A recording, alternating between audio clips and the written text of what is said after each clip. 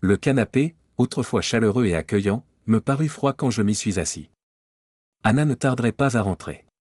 Elle était toujours là quand les enfants sortaient de l'école. J'ai tiré les rideaux, car la lumière du soleil qui inondait le salon me paraissait aujourd'hui insupportable. L'obscurité était à la fois menaçante et réconfortante. Je n'étais pas impatient de la confronter. Je n'étais préparé ni moralement, ni émotionnellement. Ce que je redoutais le plus, c'était ma propre colère.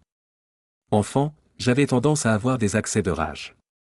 En tant qu'adulte, j'étais devenu plus incertain, mais quoi qu'il en soit, il fallait que ça se passe vite. Le bus scolaire arriverait dans environ 1 heure, et les enfants ne devaient rien savoir. Je ferais tout ce qui était en mon pouvoir pour m'assurer qu'ils ne le découvrent pas. 10 ans de mariage réduit à néant. 10 ans de ma vie gâchée. 10 ans de projets et de rêves envolés. Je n'avais plus d'avenir sur lequel fonder mes espoirs. Une personne raisonnable réfléchirait peut-être à ce qu'elle doit dire ou comment aborder la conversation. Mais chaque fois que j'essayais d'échafauder une remarque spirituelle, rien ne me venait. Ça revenait toujours à la même question, pourquoi moi? Je m'apitoyais sur mon sort et déplorais ce que mes enfants allaient peut-être devoir endurer. C'était inacceptable. Je n'avais aucun plan d'action. J'étais assis là, à attendre bêtement que la situation se dénoue. Je n'étais pas prêt. J'étais en train de finir ma bière tiède quand elle a ouvert la porte. « Peter, qu'est-ce que tu fais assis dans le noir ?» demanda-t-elle en se dirigeant vers la fenêtre pour ouvrir les rideaux. « Non, laisse-les fermer, s'il te plaît. » La situation était inhabituelle. Je n'étais jamais à la maison en pleine journée. J'étais toujours au travail. C'était peut-être une partie du problème. Elle avait l'air pensif en posant son sac et sa veste. « Tu es malade ? » ? Non. Je suis juste déprimé. Déçu. Tu veux en parler ? Est-ce que je peux faire quelque chose ? Il n'y a rien que tu puisses faire, mais j'aimerais en parler. Je ne sais juste pas comment ni par où commencer. Tout va bien au travail ? Arrête. S'il te plaît, arrête. Assieds-toi et écoute. Je vais essayer de dire ce que j'ai à dire. Tu n'as rien à dire. En fait, je préférerais que tu ne dises rien. Anna s'est assise et a fixé ses mains. Je l'ai entendu murmurer doucement entre ses dents, « Mon Dieu. Je suis au courant pour toi et Andreas Müller, dis-je. » Elle leva lentement les yeux vers moi. Même dans la pièce faiblement éclairée, je pouvais voir l'humidité dans ses yeux, pas tout à fait des larmes, mais presque. Elle a voulu dire quelque chose, mais j'ai levé la main. Je ne savais pas quoi faire. Je n'avais pas de plan.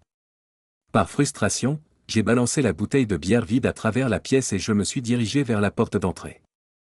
Elle s'est levée, mais n'a rien fait pour m'arrêter. Je n'avais aucune idée d'où aller ni de quoi faire. De telles questions m'étaient étrangères. La priorité, c'était les enfants. Anna et moi avions tous les deux grandi dans des familles dysfonctionnelles. J'avais juré que, quoi qu'il arrive, mes enfants ne vivraient jamais la même chose. Cela signifiait qu'un divorce n'était pas envisageable. Cela signifiait aussi que je ne pouvais pas les abandonner. J'étais dans de beaux draps. Mon premier arrêt fut chez Müller & Schmidt GmbH. Il y avait suffisamment de jours de congé prévus, et je n'ai eu aucun mal à obtenir une semaine de libre. J'avais une petite équipe de collaborateurs, mais ils étaient compétents et pouvaient assumer mes responsabilités pendant mon absence. J'avais commencé dans l'entreprise il y a 12 ans, en tant qu'apprenti dessinateur, et maintenant je dirigeais tout le service de conception graphique et supervisais une petite équipe de soutien. J'avais travaillé dur et j'avais été récompensé pour mes efforts. On dirait que nos vacances d'été au bord de la mer Baltique allaient devoir être annulées. Peu après avoir commencé à travailler dans l'entreprise, j'ai rencontré Anna. Je suis toujours un peu confus quant à la façon dont nous nous sommes rencontrés. C'était une sorte de fête chez l'un des ingénieurs. J'étais là, et tout à coup, elle était là, près de moi. Ce n'était pas comme si je l'avais draguée ou quoi que ce soit. Elle a commencé à bavarder, ce qui était inhabituel, car les filles m'évitaient généralement. Je n'étais pas un garçon idéal. J'étais trop mince, trop grand et un peu maladroit. Anna avait 1 an d'avance sur moi à l'école et traînait avec les jeunes branchés. En fait, je me souvenais qu'elle passait beaucoup de temps avec l'un des garçons qui essayait de ressembler à James Dean. Il s'appelait Andreas. De fil en aiguille, et en moins d'1 an, nous étions mariés et nous attendions un bébé. À l'époque, tout semblait normal et clair.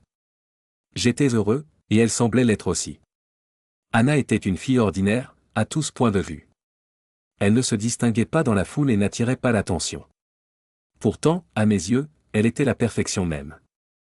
1 an après la naissance de notre fils Thomas, nous avons eu une fille, Lisa. Pendant 10 ans, tout a été merveilleux. Généralement, les gens dépensent beaucoup d'argent au restaurant pour fêter quelque chose. J'ai gaspillé une somme indécente dans mon bar à sushi préféré pour noyer mon chagrin. Le menu n'avait rien d'exceptionnel et j'ai goûté toutes les spécialités que j'avais toujours refusées à cause de leur prix. 2 heures plus tard, je me suis retrouvé dans une chambre d'hôtel, en train de me séparer de mon coûteux festin. Il aurait mieux valu le garder à l'intérieur que de le vomir. Je n'ai jamais été doué pour ces soirées d'apitoiement sur soi. Il me fallait un plan. J'avais besoin d'aide. J'avais une semaine entière pour élaborer quelque chose. Je suis sorti de la chambre d'hôtel et me suis retrouvé à la gare centrale de Francfort. Bien que mon esprit soit embrumé, j'ai décidé d'aller prendre un café dans un café. Le soleil était déjà en train de se coucher et les lumières de la ville commençaient à briller. Au café, j'ai observé les gens qui passaient. Des couples se tenant la main, des familles avec des enfants, des hommes d'affaires se dirigeant quelque part en toute hâte. Je me demandais combien d'entre eux se trouvaient dans des situations similaires à la mienne. Combien d'entre eux portaient des secrets susceptibles de détruire leur vie? Mon téléphone a sonné. C'était Anna. J'ai laissé sonner. Je n'étais pas encore prêt à lui parler. J'avais besoin de plus de temps. J'avais besoin de plus d'informations. Il ne servait à rien de consulter les justificatifs d'assurance ou les relevés de carte de crédit. Rien ne devait changer. Notre style de vie devait rester le même. Je savais qu'Anna devrait fournir une explication, mais je ne voulais rien entendre. Si elle avait tout avoué et que j'avais été contraint de l'accepter, j'aurais été officiellement transformé en idiot. Je n'arrivais pas à trouver comment éviter cela. Elle ne pouvait pas le nier ou ne le ferait pas. Ce n'était pas dans son caractère. J'ignorais la profondeur de cette relation. Je ne savais pas depuis combien de temps cela durait ni à quel point c'était sérieux. Comptait-elle me quitter? Trop de questions restaient sans réponse. Finalement, j'ai retrouvé d'anciens camarades de classe qui étaient au courant de la relation entre Andreas et Anna. Curieusement, il semblait qu'ils ne s'étaient jamais vraiment séparés. Aux yeux de tous, ils avaient toujours été un couple. Certains d'entre eux savaient que j'avais épousé Anna, mais c'était tout. Andreas Müller était un beau garçon et très charismatique, tout le contraire de moi. Il n'avait pas beaucoup d'ambition, ni à l'école ni dans sa carrière. Il avait à peine terminé le collège et travaillait depuis 10 ans chez le fabricant local de pneus Continental. Il n'était pas cadre, mais simple technicien de pneus. Il n'y a rien de mal à être technicien de pneus, mais, à un moment donné, la plupart des gens sont promus pour diriger l'atelier. Andreas était toujours au niveau d'entrée et cela semblait lui convenir. J'étais stupéfait. Qu'avait-il donc de si attrayant? J'avais travaillé sans relâche pour subvenir aux besoins de ma famille, et j'étais récompensé par la trahison. Je pensais que d'autres femmes apprécieraient mes efforts, mais aucune d'entre elles ne m'a jamais manifesté d'intérêt. J'étais avec Anna parce qu'elle le voulait, mais pourquoi, alors? J'ai passé toute la journée à parler à d'anciens amis, des connaissances et des camarades de classe. Après avoir recoupé toutes les informations, j'avais une image assez claire. Aux yeux de tous, Anna et Andreas n'avaient jamais eu de rupture. Ils avaient toujours été un couple, et beaucoup supposaient qu'ils l'étaient toujours. Je ne lui avais jamais posé de questions sur sa relation avec lui. Je ne voulais pas le savoir. Je supposais que tout cela appartenait au passé et qu'elle était passée à autre chose. Je n'étais ni jaloux, ni méfiant, ni inquiet au sujet de mon mariage. Je suppose que c'était mon erreur. Maintenant, je savais que je devais la confronter. Ce serait difficile pour moi, et je suis sûr, pour elle aussi. J'espérais seulement qu'elle ne m'avait pas trop blessé. Bien sûr, je n'avais toujours aucune idée de ce que je voulais accomplir ni de la façon dont je comptais résoudre la situation. Le lendemain soir, j'ai réussi à obtenir une petite table privée au restaurant Zum Adler, afin que nous puissions parler sans craindre d'être écoutés ou interrompus. Anna est arrivée à l'heure, belle, mais visiblement troublée. Elle s'est assise et a souri, mais n'a pas dit un mot. Nous avons commandé, mangé et dégusté du vin. C'était, pour le moins qu'on puisse dire, malaisant. Aucun de nous n'a évoqué le problème qui se profilait. Finalement, lorsque le café est arrivé, j'ai décidé qu'il était temps d'ouvrir la boîte de Pandore. Pourrais-je avoir une explication quelconque, sans la rhétorique émotionnelle? Au lieu d'essayer d'expliquer, elle a répondu, pourrais-tu me dire exactement ce que tu veux savoir? Peut-être que ça rendrait les choses plus simples et plus rapides. Était-ce une façon d'éviter quelque chose que j'ignorais, ou était-ce une réponse honnête? J'ai demandé, depuis combien de temps? C'était une question brève, et j'espérais une réponse brève. 12 ans. Inutile de dire que j'étais abasourdi, et je suis sûr que ça s'est vu sur mon visage. Elle a remarqué ma réaction et a baissé les yeux, évitant mon regard. Tu le vois depuis tout notre mariage? Oui. Il n'y avait aucune ambiguïté dans sa réponse. C'était clair et concis. Elle est restée assise en silence, attendant ma prochaine question. J'avais du mal à me contenir. Une partie de moi voulait se lever et partir, mais j'avais besoin de plus de réponses. J'ai fait signe au serveur de nous resservir du café. Les choses ne se déroulaient pas comme je l'avais imaginé. Pourquoi m'as-tu épousé? J'essayais de poser des questions simples, mais je savais que celle-ci allait avoir une réponse plus complexe. Pour faire simple, parce que tu pouvais me donner ce que lui ne pouvait pas ou ne voulait pas. Cette réponse ouvrait un tout nouveau champ de questions. J'hésitais à les poser trop vite, car je ne voulais pas interrompre la conversation. J'étais surpris de ma propre capacité à me retenir. Puis j'ai réalisé que j'étais fasciné par la tournure que prenait cette conversation. Mais pourquoi m'as-tu choisi moi? Ai-je demandé. Je n'ai pas choisi. C'est lui qui l'a fait. Anna, je crois qu'on est arrivé au point où tu dois arrêter de me donner des réponses courtes. J'ai besoin d'une explication. Je te promets que je resterai assis ici et que je resterai calme jusqu'à ce que tu expliques ça d'une manière qui ait du sens. D'accord, mais avant de commencer, s'il te plaît, crois-moi quand je te dis qu'il n'y a jamais eu d'intention d'être méchant ou de te blesser de quelque manière que ce soit. Nous n'avons jamais rien fait ni dit qui était censé te manquer de respect. Malgré tout, j'ai acquiescé pour l'encourager à continuer. Andreas et moi avons été très proches pendant de nombreuses années, et nous nous étions jurés fidélité. Nous étions vraiment amoureux, comme dans un film ou un roman d'amour à l'eau de rose. Aussi cliché que cela puisse paraître, nous étions de véritables âmes sœurs. Mais nous avions un problème majeur que nous ne pouvions pas résoudre. Je voulais un foyer et une famille, et Andreas refusait catégoriquement d'envisager cela. Après des mois de lutte avec ce problème, nous avons décidé de trouver un mari de substitution. Nous n'avions aucune idée de ce que nous faisions, mais à l'époque, cela semblait être une bonne idée. Trouver l'homme idéal n'a pas été facile. Il devait être quelqu'un dont nous pensions qu'il pourrait offrir un environnement stable et être également un bon compagnon. Tu as été notre choix final. Crois-le ou non, Peter, tu étais le meilleur du meilleur. C'est pourquoi nous t'avons choisi. J'ai fait signe au serveur pour qu'il nous apporte plus de café. C'était trop ridicule pour être cru. Anna, je ne veux pas t'interrompre, mais tu es en train de me dire que vous aviez prévu de vivre avec moi comme mari et femme, tout en gardant Andreas comme ton amant et ton âme sœur. Oui. Et les enfants? Sont-ils de moi? Oui. Tu peux le vérifier si tu l'estimes nécessaire. Avec cette révélation, mon monde s'est effondré. La femme que j'aimais depuis plus d'une décennie m'avait non seulement trompé, mais aussi dupé, faisant de moi un participant ignorant à une farce qu'elle et son véritable amant avaient orchestrée. Je ne comprends pas, ai-je dit doucement, ma voix à peine plus qu'un murmure. Comment as-tu pu te réveiller chaque jour, dormir à mes côtés, me regarder dans les yeux et faire comme si j'étais ton choix? Parce que, d'une certaine manière, tu l'étais, a-t-elle répondu d'une voix douce. Je t'ai choisi pour être le père de mes enfants, pour créer un foyer sûr. Ce n'est pas rien, Peter. Ce n'est pas un rôle que j'aurais confié à n'importe qui. Tu aggraves les choses, ai-je dit, sentant ma poitrine se serrer. Tu es en train de me dire que tu me respectais suffisamment pour m'utiliser comme... Quoi? Comme étalon reproducteur. Comme chèque de paie? Comme quelqu'un qui a l'air suffisamment crédible pour élever tes enfants pendant que tu continues à voir ton véritable amant? Anna a détourné le regard, les larmes aux yeux. Je sais que ça sonne horrible. Mais c'est plus compliqué. J'ai vraiment appris à t'apprécier, Peter. J'ai appris à apprécier ta stabilité, ta gentillesse, ton dévouement. Ce n'était pas fin. Mais ce n'était pas non plus de l'amour, dis-je, prononçant enfin cette amère vérité. La soirée se termina rapidement. Je me retrouvai sans voix.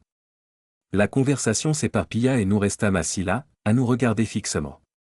Bien sûr, j'avais encore beaucoup de questions, mais j'étais submergé par l'émotion et j'avais peur de perdre le contrôle. J'avais besoin de temps pour assimiler ces informations calmement, sans distraction. Les jours suivants furent décourageants. J'avais du mal à comprendre comment elle pouvait si facilement m'accepter comme partenaire sexuel alors qu'elle était censée être folle amoureuse d'Andreas. Ils savaient tous les deux que leur plan impliquait qu'Anna et moi ayons des relations intimes. Avait-il fallu qu'il la convainque de coucher avec moi, ou avait-elle dû le convaincre de l'accepter? Avec le recul, je ne me souviens pas d'un seul instant où des sentiments romantiques intenses semblaient exister entre eux. Tout paraissait platonique et très désinvolte. La plupart des informations que j'avais provenaient de la découverte fortuite d'un SMS sur son téléphone portable. Cela entraîna une enquête plus approfondie qui confirma mes soupçons. Je ne pus remonter que sur une courte période, mais je remarquai qu'il ne se voyait qu'une ou deux fois par mois, voire pas du tout. Je ne décrirais pas cela comme une liaison torride et passionnée. J'ignorais l'intensité des choses au début de notre mariage. Les SMS n'étaient pas érotiques ou sexuels. Ils étaient très professionnels, si c'est le mot juste. C'était comme organiser un rendez-vous chez le dentiste. J'étais sûr qu'elle l'avait tenu au courant de la situation, et j'étais sûr qu'ils s'étaient rencontrés pour discuter de la façon de gérer cela. Anna dit aux enfants que j'étais en voyage d'affaires. Pour maintenir la stabilité de la famille, je devais rentrer à la maison et agir aussi normalement que possible. À la fin de la semaine, je retournais à la maison et dans notre chambre. Hormis le manque d'intimité, notre vie semblait redevenir normale. Je m'inscrivis dans une salle de sport. Je n'étais pas en surpoids ni hors de forme, mais je n'étais pas non plus particulièrement beau. J'avais l'impression de désormais être en compétition pour ma propre femme, même si je n'étais pas sûr de vouloir rester avec elle. Même si je n'avais pas de plan concret, j'étais motivé à rester en meilleure forme et à être en meilleure santé. Je commençais à me lever plus tôt pour le petit déjeuner. Je buvais un shake protéiné et j'allais directement à la salle de sport pendant que tout le monde dormait encore. Je prenais une douche à la salle de sport et j'allais directement au travail. Un jour, c'était du cardio, et le lendemain, c'était de la musculation. L'entraînement devint une obsession. Je commençais aussi à travailler de plus longues heures, souvent le week-end. Je me portais volontaire pour des voyages et des séminaires, tout pour me changer les idées pendant un certain temps. J'étais étonné de pouvoir maintenir une relation normale avec Anna dans ces circonstances. Nous ne parlions jamais du problème. Le seul moment où les choses changeaient était dans la chambre à coucher. Nous étions en suspens, aucune direction, aucun plan, aucun avenir. J'avais l'impression de vivre avec une colocataire avec laquelle je partageais un lit par hasard. J'avais besoin d'aide, de réflexion. Passer 4 jours par semaine, 1 heure à chaque fois, sur un tapis roulant ou un appareil de musculation me laissait beaucoup de temps pour réfléchir. J'aimais être marié. Je n'avais jamais envisagé d'être marié avec quelqu'un d'autre qu'Anna. Je n'y parvenais toujours pas, même si je ne pouvais pas lui pardonner sa trahison. Cela me déconcertait. Plus j'y pensais, plus mes pensées devenaient embrouillées. Elle était mariée avec moi, mais couchait avec quelqu'un d'autre. Alors, qui était le cocu, moi, ou lui? L'homme avec qui elle me trompait était son partenaire bien avant que je ne la connaisse. Me trompait-elle avec lui, ou le trompait-elle avec moi? Il était si facile de s'y perdre. Un simple bout de papier appelé certificat de mariage a-t-il de l'importance, ou s'agit-il simplement de la façon dont nous percevons la relation? Anna et Andreas avaient des opinions différentes sur la famille et le mariage. D'une manière ou d'une autre, sans m'en rendre compte, j'ai été entraîné dans cette situation et j'ai été utilisé pour résoudre leur conflit. Le prix qu'Andreas devait payer pour le bonheur d'Anna était de me permettre de la posséder sexuellement. Compte tenu de leur proximité, cette décision a dû être difficile à accepter pour lui. Néanmoins, j'étais utilisé, et cela ne me plaisait pas. Pourtant, j'avais l'impression de tirer davantage profit de ce marché. Pendant environ 2 semaines, je me suis débattu avec mon propre dilemme mental. Puis, j'ai décidé que, comme je n'allais ni divorcer d'Anna, ni la quitter, je continuerai à avoir des relations intimes avec elle. Je ferai de mon mieux pour ne pas sombrer dans l'amertume. Avant d'entamer cette nouvelle phase de mon mariage, j'ai aussi décidé qu'il était temps d'établir quelques règles de base. Le jour même, j'ai réservé une table pour dîner. La soirée a commencé lentement. Comme la dernière fois, Anna semblait hésiter à engager la conversation. Je voulais tout mettre sur la table, mais je n'arrivais pas à me lancer. Le serveur a brisé le silence. Puis-je vous proposer autre chose? Il n'y avait rien de dramatique, mais cela a aidé à nous faire parler. Juste un peu plus de café, s'il vous plaît, dis-je. Je pense qu'on devrait arriver à la fin. On dirait qu'ils sont impatients de fermer. Je me suis tourné vers Anna. J'aimerais que les choses redeviennent normales, si possible, compte tenu des circonstances. Il y a quelques points sur lesquels je pense que nous devons nous entendre. Ce n'est rien de compliqué, et si ce que je vais proposer ne te convient pas, je suis ouvert à une contre-proposition. Elle m'a fait un signe de tête pour que je continue, esquissant un léger sourire. Premièrement, si tu n'y vois pas d'inconvénient, j'aimerais bien refaire l'amour avec toi. Dormir ensemble, c'est bien, mais l'intimité me manque vraiment. J'aurai peut-être quelques difficultés au début, mais j'espère que nous allons surmonter ça, et que les choses redeviendront normales. Est-ce que tu as des objections? Anna a hoché la tête et murmuré un « d'accord » avec ses lèvres. Deuxièmement, j'aimerais que l'on continue à vivre ensemble comme mari et femme jusqu'à ce que les enfants soient grands. Dès qu'il n'y aura plus d'enfants à la maison, nous divorcerons tranquillement et prendrons des chemins séparés. On s'attend à ce que Lisa aille à l'université ou se marie dans environ 10 ans. Peux-tu tenir jusque-là? Il y eut une brève pause, comme si elle était plongée dans ses pensées. Peter, tu veux dire que si les choses se passent bien, nous resterons ensemble jusqu'à ce qu'il n'y ait plus d'enfants à la maison, et ensuite nous serons libres de prendre des chemins séparés? Non. Nous prendrons des chemins séparés. Ce n'est pas négociable. Mais si. Elle n'a jamais terminé sa phrase. Je l'ai regardée, attendant une réponse plus claire. Finalement, elle a levé les yeux et a de nouveau murmuré un « d'accord » avec ses lèvres, mais cette fois sans sourire. Enfin, je suis d'accord pour que tu continues ta relation avec Andreas, mais j'insiste pour que tu le fasses d'une manière qui m'exclut. La situation ne m'enchante pas, mais je pense qu'il serait difficile et stressant pour nous deux que j'insiste pour que tu arrêtes de le voir. Je ne peux pas et ne vais pas gaspiller mon énergie à essayer de diriger ta. Je n'ai jamais terminé cette phrase. Je n'ai pas attendu la réponse de ma femme.